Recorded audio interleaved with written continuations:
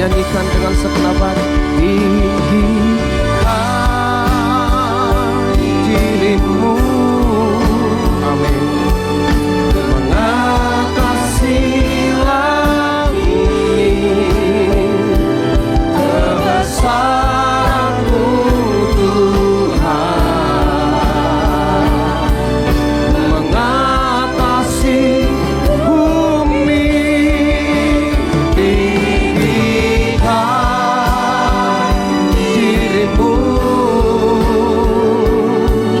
mengatasi langit, kemuliaan-Mu Tuhan, kemuliaan-Mu, kemuliaan-Mu Tuhan, kemuliaan-Mu, kemuliaan-Mu Tuhan, mengatasi bumi.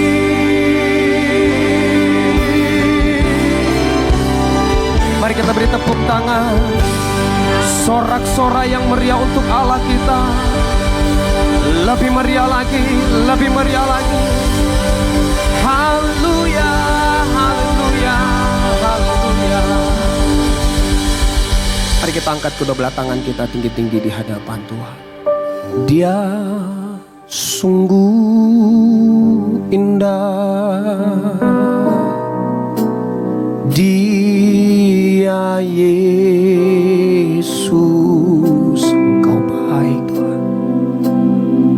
Dia ajaib, Dia mulia, Dia agung.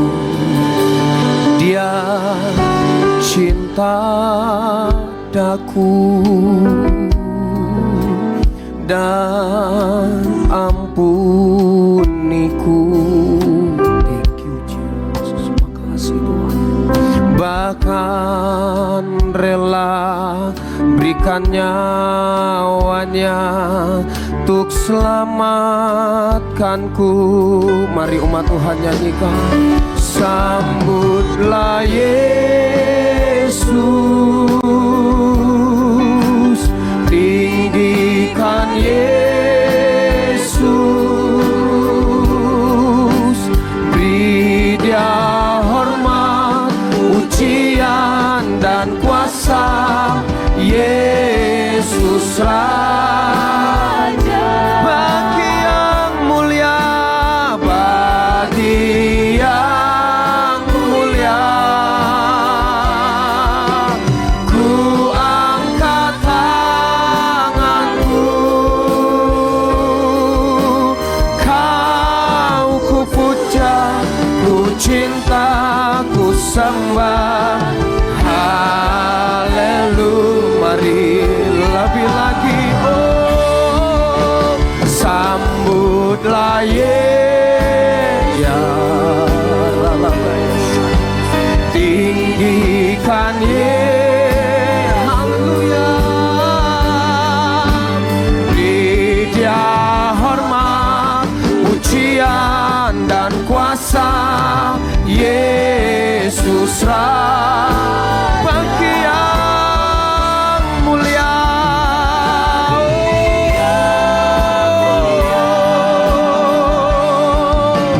Ku angkat tanganku, Kau ku puja, ku cinta, ku sembah. Sekali lagi, oh sambutlah Yesus, sambutlah ya, hadirat-Mu, hadirat-Mu, tinggikan Yesus,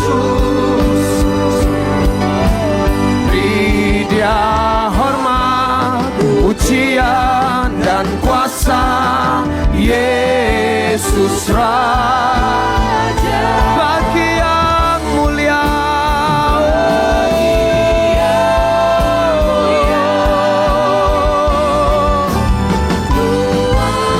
Tanganku,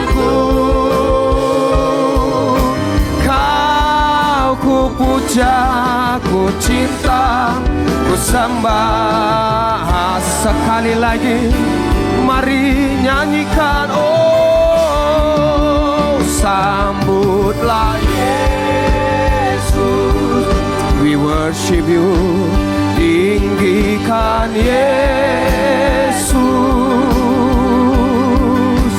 Beri dia hormat, pujian dan kuasa. Yesus Raja, bagi yang mulia, bagi yang mulia. Amin. Ku angkat tanganku, kau ku puja, ku cinta, ku sembah. Haleluya. Kau ku puja, kau ku puja, ku cinta, ku sembah. Haleluya. Sekali lagi, kau ku puja, ku cinta, ku sembah.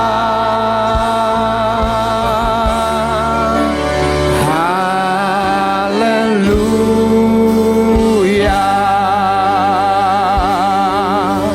Kita beri tepuk tangan yang meriah untuk Allah kita, Allah yang luar biasa, Allah yang rela mati untuk kita.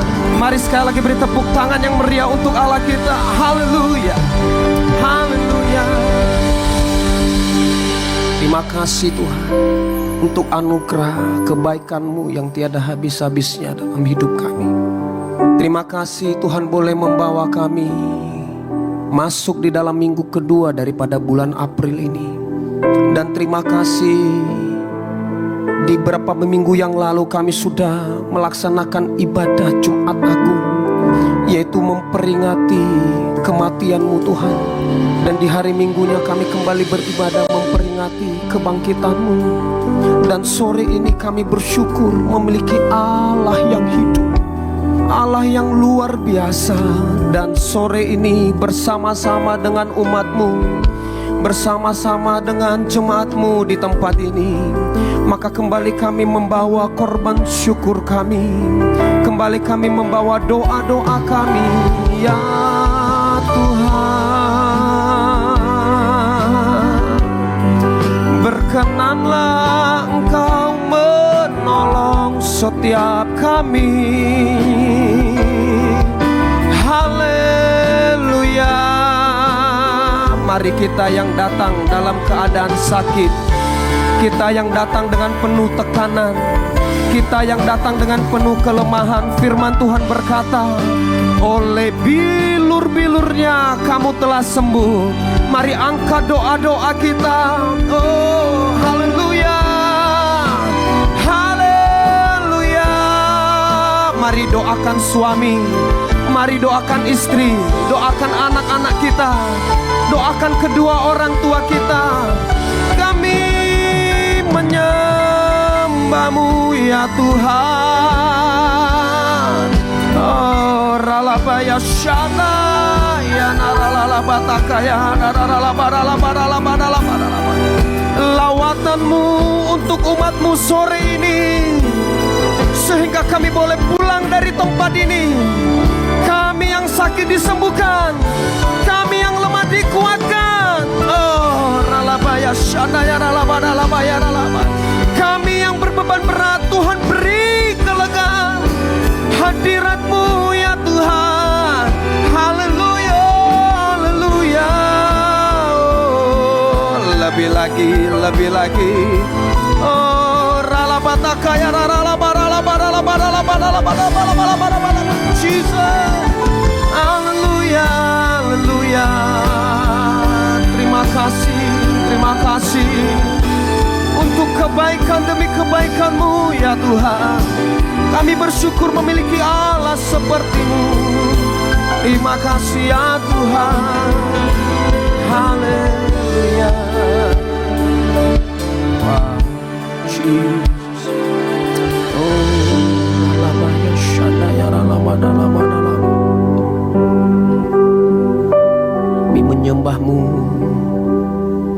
hadirlah di tengah-tengah kami.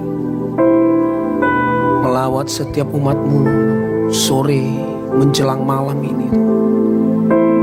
Terimalah dan berkenanlah kepada setiap doa-doa kami. Jadilah kehendak-Mu, bukan kehendak kami yang jadi. Urapi setiap kami untuk mendengarkan firman-Mu, tuntunan-Mu Tuhan pada sore hari ini. Di dalam nama anak-Mu Yesus Kristus kami berdoa dan mengucap syukur. Mari yang diberkati bersama-sama dengan saya katakan amin, amin. Boleh kita beri tepuk tangan yang lebih meriah untuk Allah kita. Lebih meriah lagi, lebih meriah lagi. Haleluya. Silakan duduk Bapak Ibu Saudara sekalian. Terima kasih untuk tim pujian penyembahan yang sudah membawa kita masuk di dalam hadirat Tuhan. Sekali lagi saya ucapkan shalom. Wah, kurang bersemangat ini ya. Boleh sekali lagi shalom.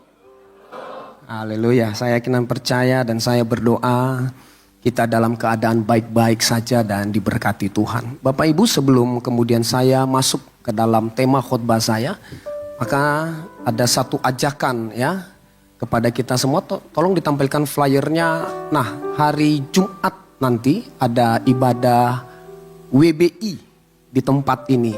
Bapak Ibu, saudara yang dikasih oleh Allah. Ya.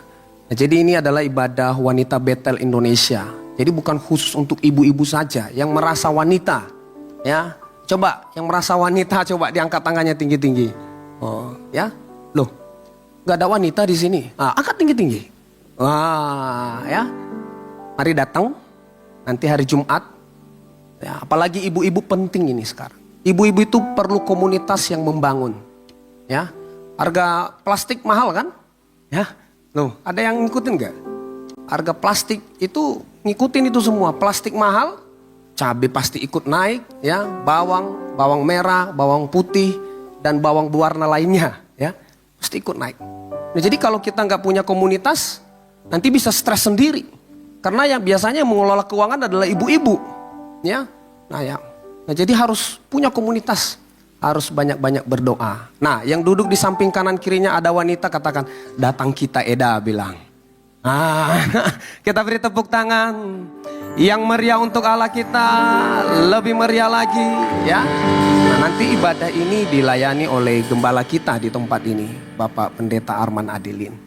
Nah, jadi makanya saya menghimbau, ayo, agar kita kemudian punya komunitas dan diberkati. Baik Bapak Ibu, saya akan masuk kepada tema khotbah saya pada sore hari ini. Nah, memasuki bulan April ini maka ada satu tuntunan yang sangat luar biasa sekali yang disampaikan oleh gereja kita, yaitu tentang yang berbicara tentang koneksi ilahi melalui salib Kristus. Nah, Bapak Ibu yang dikasih oleh Allah, minggu yang lalu maka kita sudah melakukan ibadah, yaitu ibadah Jumat Agung. Nah, ibadah Jumat Agung ini adalah ibadah memperingati tentang kematian Yesus Kristus di atas kayu salib. Dan kemudian di hari Minggunya kembali kita beribadah untuk kemudian mengingat bahwa Allah yang kita sembah adalah Allah yang hidup, Allah yang bangkit di antara orang mati. Dan beruntungnya kita yang ada di tempat ini, kita menyembah bukan Allah yang mati, yang sepakat dengan saya katakan amin. Kita menyembah Allah yang hidup, Allah yang bangkit, dan Allah yang luar biasa. Nah, Bapak Ibu yang dikasih oleh Allah, menariknya kematian Yesus Kristus di atas kayu salib itu menandakan betapa cintanya Tuhan kepada kita.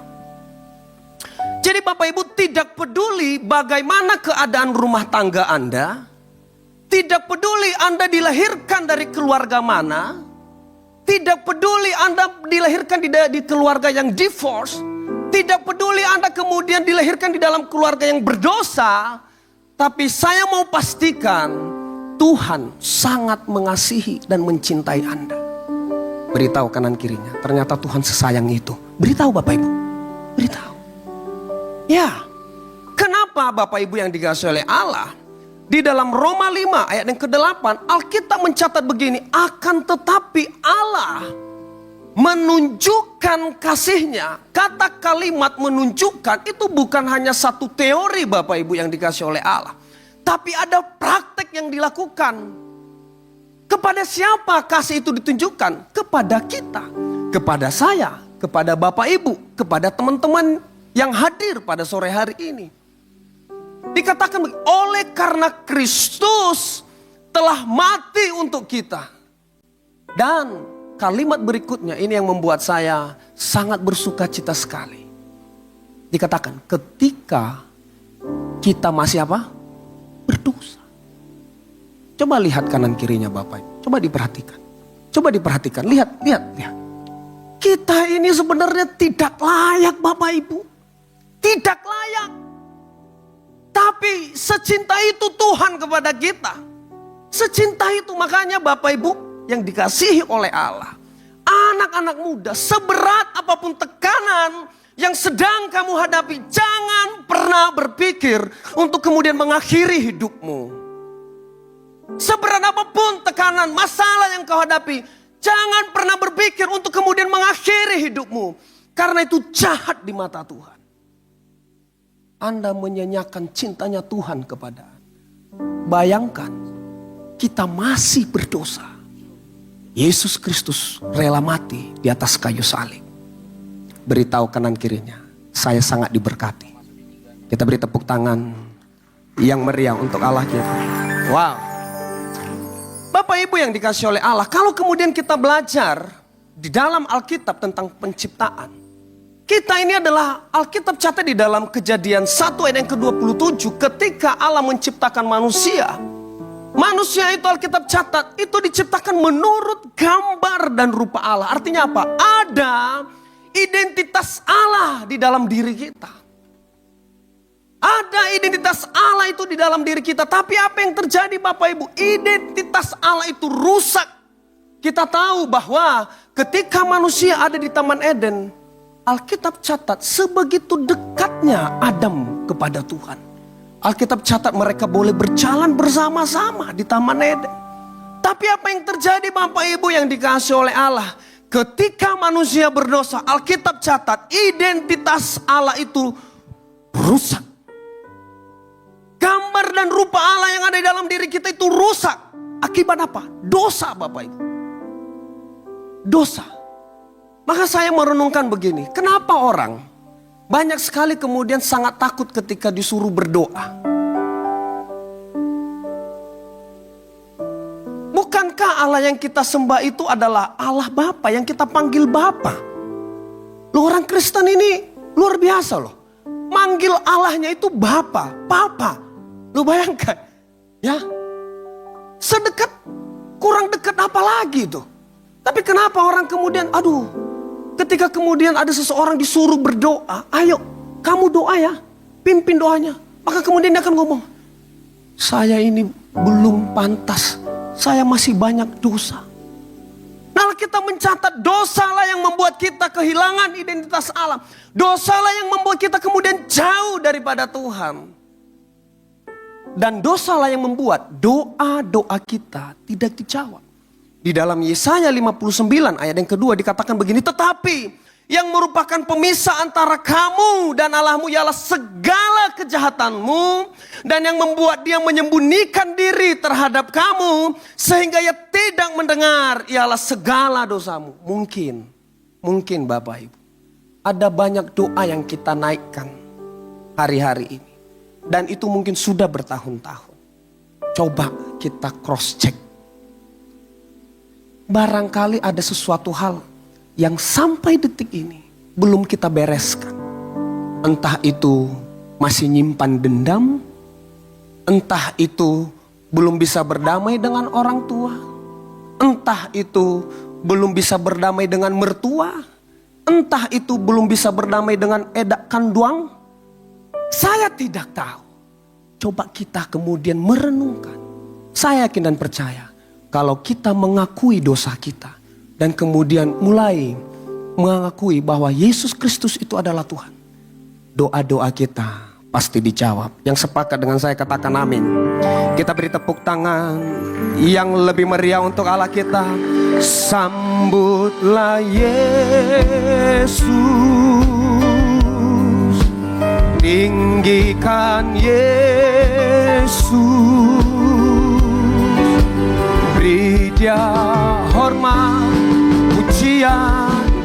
kuasa Yesus Raja. Bagi yang mulia ku angkat tanganku, Kau ku puja, ku cinta, sembah. Karena kemudian manusia melakukan kejahatan dan dosa sehingga identitas Allah itu rusak, Alkitab mencatat tidak ada jalan lain. Saya mencatat begini, satu-satunya jalan untuk memulihkan hubungan kita dengan Allah Bapa adalah melalui karya salib Kristus. Makanya Bapak Ibu yang dikasih oleh Allah di gereja kita, ya berbeda-beda memang ya. Tidak semua, kalau di gereja-gereja lain ada minggu pertama. Kalau kita di tempat ini minggu kedua, maka kita mengadakan yang namanya perjamuan kudus. Untuk mengingat betapa baiknya Tuhan, cintanya Tuhan kepada kita Bapak Ibu yang dikasih oleh Allah. Nah saya mencatat, saya akan masuk ke poin daripada khotbah saya pada sore hari ini. Salib itu berbicara tentang penghapusan dosa. Nah oleh sebab itu saya berdoa ketika kita kembali dari tempat ini setelah ibadah ini. Kalau kita mengerti ini, saya berdoa, anak-anak muda ketika disuruh berdoa, jangan lagi takut. Jangan seolah-olah Anda mau menghadap,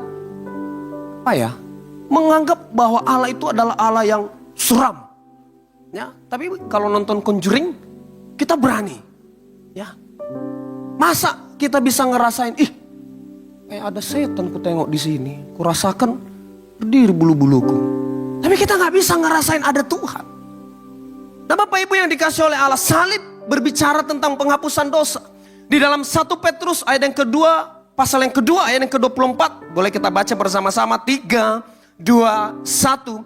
Ia sendiri telah memikul dosa kita di dalam tubuhnya di kayu salib, supaya kita yang telah mati terhadap dosa hidup oleh kebenaran. Dan kemudian perhatikan ini, kita baca dengan suara yang nyaring. 1, 2, 3. Oleh bilur-bilurnya kamu telah sembuh. Saya yakin dan percaya kata sembuh di tempat ini, kata sembuh di dalam Alkitab ini berbicara bukan hanya disembuhkan dari sakit penyakit kita. Kita pasti disembuhkan dari sakit mental kita. Kita pasti disembuhkan dari ekonomi kita. Kita kemudian pasti disembuhkan dari segala pekerjaan kita. Oleh bilur-bilur darah Kristus.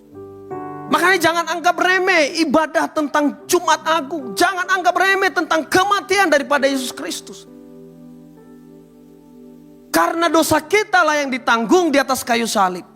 Penyakit kita lah yang ditanggung di atas kayu salib. Yang sepakat dengan saya katakan amin. Kita beri tepuk tangan yang meriah untuk Allah kita. Wah, saya yakin dan percaya. Biarlah ketika kita pulang dari tempat ini kita merasakan jamahan daripada Roh Kudus menyembuhkan segala sakit penyakit kita. Bapak Ibu yang dikasih oleh Allah, penyakit sekarang ini yang paling menakutkan itu bukan cuma jantung, hipertensi, diabetes, tapi penyakit mental Bapak Ibu. Saya beberapa kali dalam pelayanan ke anak-anak muda, saya selalu berkata, penyakit yang paling berbahaya adalah penyakit mental. Di depan banyak orang hahihi, happy, di story Instagramnya jalan-jalan terus. Kita sampai bilang gini, enak ya dia ya, enak dia. Tapi tahukah Bapak Ibu teman-teman, kadang se-happy itu kita, tapi ketika sendiri ada sesuatu, kok saya merasa hampa ya.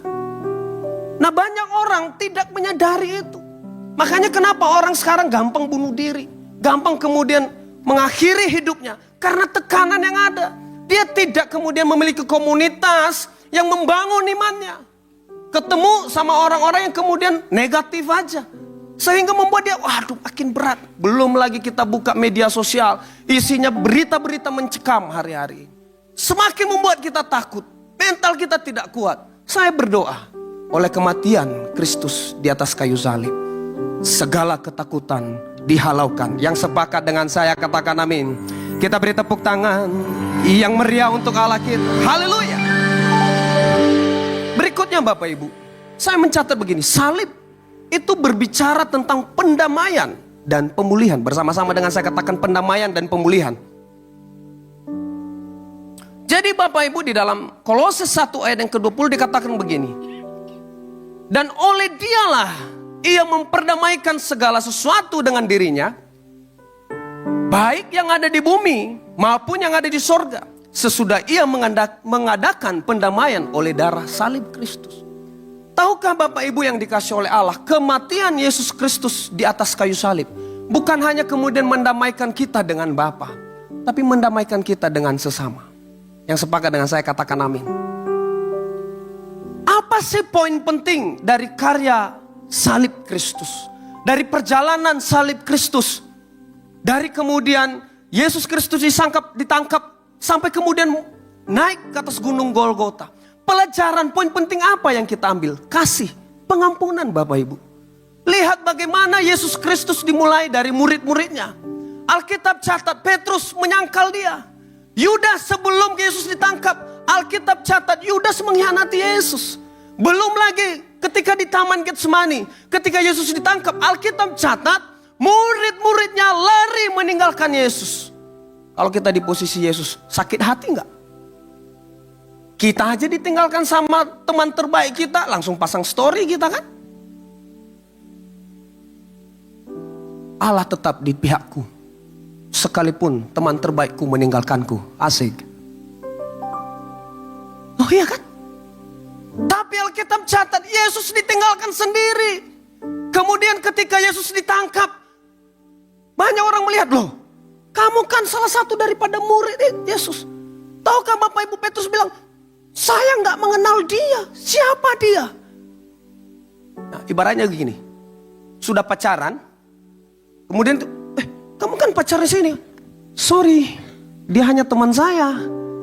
Itu memang sakitnya itu sakit tidak berdarah, teriris-iris itu.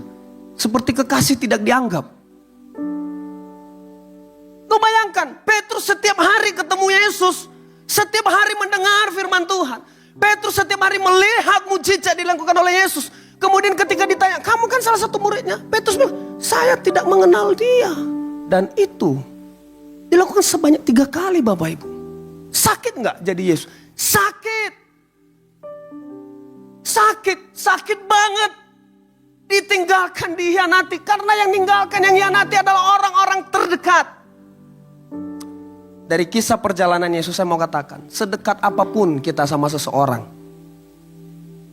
kadang-kadang yang kemudian jauh daripada kita itu adalah orang-orang terdekat kita.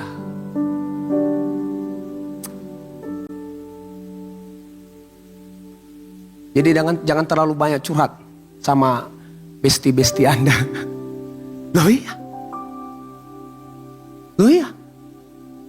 Kadang-kadang kalau udah besti kita tahu kayak mana kita, udah pecah kongsi, udah takut kita kan. Aduh, udah tahu dia. Udah tahu dia siapa aku. Dan itu dialami oleh Yesus Bapak Ibu yang dikasih oleh Allah. Kemudian perjalanan daripada Yesus Kristus di atas kayu salib, Alkitab catat bukan hanya kemudian dihianati, tapi ya Alkitab catat Yesus diludahi. Wow. Saya berkata begini, wow. Secepat inikah kemudian orang-orang ini berbalik? Bukankah pada waktu Yesus masuk ke kota Yerusalem, Alkitab catat Yesus masih mengadakan banyak mujizat, dan itu dilihat oleh mata kepala mereka sendiri. Tapi secepat itukah kemudian Yesus diludahi? Tahukah Bapak Ibu, di atas kayu salib, kira-kira doa Yesus apa? Apakah kemudian Yesus Kristus berkata begini, Tuhan kirimkanlah malaikatmu, panahkan panah api dari surga itu, hantam mereka satu. Enggak. Itu doa orang dengki. Apa yang dikatakan oleh Yesus di atas kayu salib? Bapa, ampunilah mereka, sebab mereka tidak tahu apa yang mereka perbuat. Pertanyaan saya, kalau kita ada di posisi itu, bisa nggak kita ngomong ke orang yang menyakiti kita, Tuhan, ampunilah dia, berkati usahanya, berkati suami, berkati istrinya, berkati keturunannya. Berani nggak? Sebab dia tidak tahu apa yang diperbuatnya kepadaku. Bisa kalau kita buat story. Loh ya kan, kalau ngetik ya gampang. Bapak ampunilah mereka, saya mengasihi edak saya. Di story semua juga orang bisa. Tapi ketika Anda bertatapan muka langsung, bisa nggak? Nggak bisa. Nggak bisa, itu susah. Makanya saya mau katakan, ajaran Kristen, ajaran Yesus Kristus, menurut saya adalah ajaran yang sempurna. Alkitab catat, kalau kamu kemudian ditampar pipi kananmu, berikan pipi kirimu. Kalau diambil bajumu, Alkitab catat, berikan jubahmu. Wow. Pertanyaannya gini, kalau kita ditipu 100 juta, aku transfer ya 300 katanya. Nggak mungkin. Itu kasih. Saya mau katakan, bukan berarti seperti itu konsepnya, enggak. Tapi yang perlu kita pelajari, bagaimana besarnya kasih Tuhan. Luasnya hatinya. Untuk kemudian mau mengampuni orang yang menganiaya dia. Padahal Yesus Kristus berbuat baik. Mengadakan banyak mujizat. Saya berdoa Bapak Ibu. Melalui karya Kristus. Bukan cuma kita aja didamaikan dengan Bapa. Tapi didamaikan dengan sesama kita. Boleh beritahu kanan kiri kita, berdamai kita ya. Kita beri tepuk tangan yang meriah untuk Allah kita. Wow. Berikutnya Bapak Ibu, salib. Ini kemudian berbicara bagaimana kita boleh terkoneksi kembali kepada Tuhan. Alkitab catat di dalam Kejadian pasal yang kedua, ketika manusia jatuh di dalam dosa, maka hubungan kita itu kemudian kepada Tuhan itu terputus Bapak Ibu. Tapi karya salib Kristus itu memulihkan hubungan itu. Sehingga kita bisa memanggil Yesus, Allah itu adalah Bapa. Bayangkan Bapak Ibu, kita memanggil Tuhan kita itu Bapa. Berarti kita anaknya. Dan sedekat itulah kita kepada Tuhan. Sehingga kita boleh nyanyi lagu seperti ini. Ku terhubung denganmu. Amin. Selalu melekat di hatimu. Firman-Mu itulah dasar hidupku yang berdaulat atasku. Ku terhubung denganmu. Amin. Selalu melekat di hatimu. Firman-Mu itulah dasar hidupku yang berdaulat atasku. Nah Bapak Ibu yang dikasih oleh Allah, doa saya kita mengerti akan hal ini. Agar kemudian kematian Yesus Kristus di atas kayu salib itu tidak sia-sia. Sebegitu cintanya Allah kepada kita. Kematian Yesus Kristus di atas kayu salib itu memulihkan hubungan kita dengan Bapa. Dan yang terakhir Bapak Ibu, karena waktu, saya akan tutup dengan statement ini. Salib itu berbicara tentang kita mendekat kembali. Yang tadinya kita jauh, kita kembali mendekat. Yang tadinya kita tidak terhubung, kita terhubung. Dan kemudian kembali mendekat kepada Tuhan. Efesus 2 ayat yang ke-13. Saya rindu kita boleh baca bersama-sama dengan suara yang nyaring. 3, 2, 1. Tetapi yang dahulu jauh sudah menjadi dekat oleh darah Kristus. Saya berdoa ketika kita mengerti karya salib Kristus. Jangan ada lagi yang takut ketika disuruh berdoa. Amin. Kurang kencang. Amin. Saya berdoa ketika kita kemudian mengerti karya salib Kristus. Hari-hari ini mari mulai kita bangun lagi mesbah doa kita. Ya, baik di kos-kosan kalau anak-anak muda, baik di rumah. Ayo, jangan mau bangun mesbah ketika pacaran. Ya, apalagi kalau pacarannya sesama Kristen. Sesama Kristen, sesama GB Cokro, sering ibadah sama sesi 4. Tuh, ketawa berarti ada ini. Jangan pas pacaran aja. Beb, sayang, Hani, apalagi Hasian. Besok pagi ku bangunkan kita video call. Wah, ngapain bang? Saat teduh bersama kita. Wow. Tapi setelah menikah, ayo, jangan hanya ketika kemudian lagi PDKT, mulai ajak kekasihnya, pacarnya, ayo sayang baca Alkitabmu. Wih, setiap pagi dikirimin ayat, wih, ya, iya, wih, dikirimin ayat setiap pagi, wah, semangat kerjanya ya sayang, wih, ini ada satu ayat, wih. Tapi jangan setelah menikah nggak ada. Itu harus konsisten. Jangan cuma 3 bulan. 3 bulan lumayan. Kalau cuma 2 minggu. Apalagi kalau komunikasi sudah tidak lancar. WA tidak dibalas. Nomor WA diblokir. Wow. Ini susah. Gimana ngehubunginya udah diblokir? Uring-uringan dong. Hati tidak tenang. Tapi biarlah, saya berdoa begini, ketika kita mendapatkan pasangan yang takut akan Tuhan, itu konsisten. Jangan ketika udah deket aja, dikejar cintanya digapai. Udah digapai, udah lupa dia. Ya, itu tidak baik. Saya berdoa, karya salib Kristus akan membuat kita semakin dekat dengan Tuhan. Yang sepakat dengan saya katakan amin. Kita berikan tepuk tangan yang meriah untuk Allah kita.